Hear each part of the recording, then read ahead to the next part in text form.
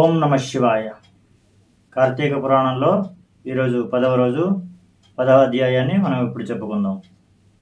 యమ భటులను అక్కడ నుంచి పంపివేసిన యమధర్మరాజు అజామీలుడి గత జన్మ గురించి ఆలోచిస్తాడు. అజామీలుడి గత జన్మ ఏమిటి అని ఆయన దివ్య దృష్టితో చూస్తాడు.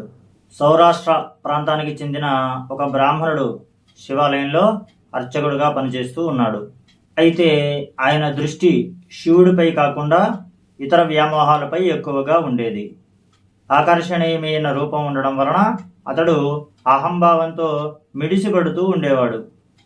ఆచార వ్యవహారాల కంటే ఎక్కువగా విలాసవంతమైన జీవితానికి ఇష్టపడుతూ ఉండేవాడు. పరస్త్రీ వ్యామోహం అతనిని వెంటాడుతూ ఉంది. ఇక అదే ఊళ్ళో ఒక పేద బ్రాహ్మణుడు ఉండేవాడు. అతనికి పూట గడపడమే చాలా కష్టముగా ఉండేది. ఎంతో భారంగా అతను రోజులు గడుపుతూ ఉంటాడు. భర్త అసమర్థత కారణంగా అతని భార్య పరపురుషులపై వ్యామోహాన్ని పెంచుకుంటూ ఉంటుంది. ఆర్థికపరమైన ఇబ్బందులు కూడా ఆమె చెడుదారిలో వెళ్ళడానికి కారణమవుతాయి.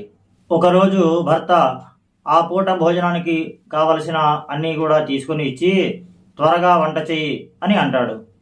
పరపురుషుల ఆలోచనలో ఉన్న ఆమె ఆ విషయం పట్టించుకోలేదు. అసలే ఆకలితో ఉన్న ఆయనకు కోపం వచ్చింది. దాంతో ఇద్దరి మధ్య కూడా గొడవలు జరుగుతాయి. ఇక అలాంటి ఆమెతో కలిసి బ్రతకడం అర్థం లేదని ఆ బ్రాహ్మణుడు ఇల్లు వదిలి వెళ్ళిపోతాడు. భర్త అలా వెళ్ళిపోవడంతో ఆ భార్యకి తనకి ఇక స్వేచ్ఛ వచ్చింది అని అనుకుంటుంది. మరింతగా ఆమె పరపురుషులను ఆకర్షించే ప్రయత్నం చేస్తూ రోజులు గడుపుతూ ఉంటుంది. అలాంటి ఆమె చేత ఆ అర్చకుడు ఆకర్షించబడ్డాడు. ఏ తోడు లేకుండా ఒంటరిగా ఉన్న ఆమెతో కలుస్తాడు. తరువాత ఆ స్త్రీ తన తప్పు తెలుసుకొని తను అలా చేసి ఉండకూడదు అని అనుకుంటుంది. ఇల్లు వదిలి వెళ్ళిన భర్తను బ్రతిమలాడి తెచ్చుకుంటుంది. అయితే ఆమెను శివార్చకుణ్ణి చేసిన పాపం మాత్రం వెంటాడుతూనే ఉంది. ఆ బ్రాహ్మణుడు తను చేసిన పాపాలకు ఈ జన్మలో ఆచార భ్రష్టుడై అజామీలుడై జన్మిస్తాడు. ఆ బ్రాహ్మణ స్త్రీ ఈ జన్మలో ఒక నీచ కుటుంబంలో జన్మిస్తుంది. జాతక దోషాలు ఉండడం వలన తల్లిదండ్రులు ఆమెను ఒక దాసీకి ఇచ్చివేస్తారు. ఆమె పెంచడం వలన ఈమె కూడా దాసి అవుతుంది. ఆ దాసి వ్యామోహంలో పడి అజామీలుడు అనేక పాపాలు చేస్తాడు.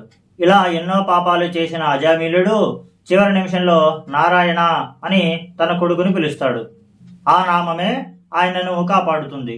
యమధర్మరాజుకు అసలు విషయం అర్థం అవుతుంది. ఇలా ఈ కథ ద్వారా విష్ణు నామస్మరణ ఎంత గొప్పది అనేది జనక మహారాజుకు వశిష్ఠ మహర్షి తెలియజేస్తాడు. ఓం నమ శివాయ.